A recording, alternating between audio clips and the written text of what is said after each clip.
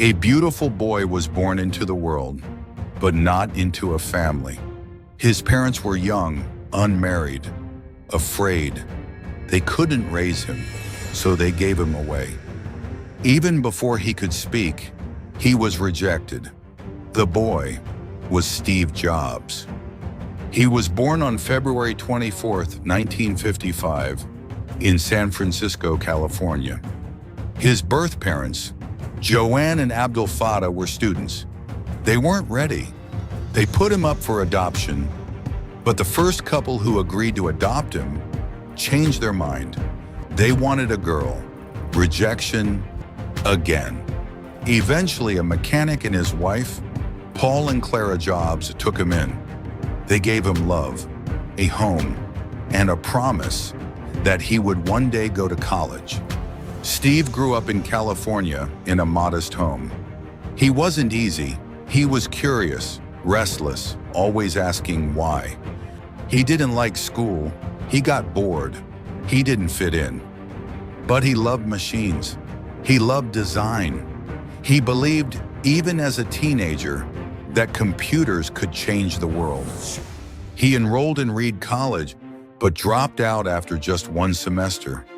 Still, he kept attending classes: calligraphy, design, philosophy. He wasn't enrolled anymore, but he quietly sat at the back of classrooms, listening, learning, not for grades, but for inspiration. He didn't have a place to stay, so he slept on the floors of his friends' homes. He collected empty Coke bottles to earn a few coins and walked long distances just to get one free meal at a Hare Krishna temple. His parents were still in California, but at college he was on his own. He didn't ask them for money. He chose to struggle because freedom meant more to him than comfort. But even then, he chose to keep learning.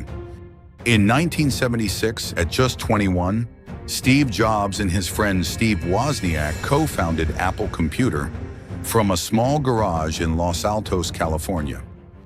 Together, they built their first product, the Apple One, not for scientists or big companies, but for ordinary people. It was simple, it could sit on a desk, and it changed how people looked at technology. They built each computer by hand and sold them one by one. Then came their second computer, the Apple II. It had color graphics, a keyboard, and was ready for homes and schools. This time they sold it everywhere, across the country. It became a massive success and turned Apple into a real company. Two young men had become tech pioneers. But over time, Wozniak quietly stepped away from the business. He didn't enjoy the corporate world. He preferred inventing and creating with his hands, while Steve wanted to change the world.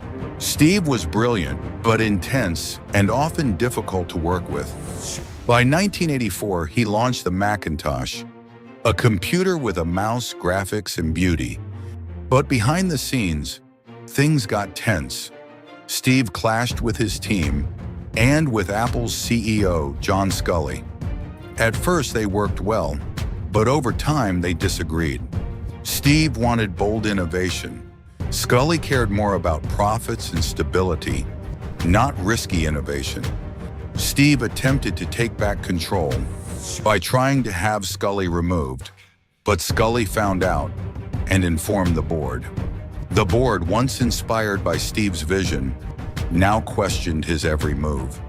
Steve Jobs was fired from the very company he had created. He was just 30. He later said, "It was awful tasting medicine, but I guess the patient needed it." He didn't give up. He started a new company, Next, a computer company focused on powerful systems for universities and businesses. It wasn't a commercial hit, but its software would later help build the foundation of future Apple systems. And another, Pixar, an animation studio he bought from George Lucas. Under Steve's leadership, Pixar partnered with Disney and gave the world emotional, groundbreaking films like Toy Story, Finding Nemo, and Up. Pixar changed animation forever and became a billion-dollar success. In the middle of all this, Steve Jobs also found love. In 1991, he married Laurene Powell, a business student he had met at Stanford. By the mid-1990s, Apple was struggling. Sales were down, and its vision was fading. So in 1997, it bought Next, not just for the software, but to bring Steve Jobs back. And just like that, Steve Jobs returned to the company that once threw him out. This time, he was quieter, sharper, focused. He simplified Apple and launched the iMac, the iPod, then the iPhone, and finally, the iPad. He didn't just create gadgets, he changed the way people communicate, think, and live. He believed that design had to speak to the soul, that technology could be human. But then, in 2003, he was diagnosed with pancreatic cancer. He refused treatment at first, tried alternative healing. Later, he underwent surgery. He kept it private, but the world could see. He was shrinking. Still, he kept working, kept creating. In 2005, he gave a speech at Stanford University. It became one of the most shared speeches in history. He said, "Your time is limited, so don't waste it living someone else's life." In 2011, after years of fighting illness, Steve Jobs stepped down as CEO, and just weeks later, he died. October 5th, 2011. He was 56. He was adopted, rejected, fired, and told he was dying. But through it all, he stayed curious. He kept dreaming and never gave up. And gave the world something different. Not just computers, but vision. Not just design, but purpose. He is no longer with us, but his creations are in every home. His thinking is in every pocket, and his story in every heart that dares to dream differently. He changed the world, and his name will live on forever. Steve Jobs. If this story moved you, don't forget to like, share, and subscribe. And if you want more inspiring journeys, check out our other videos too.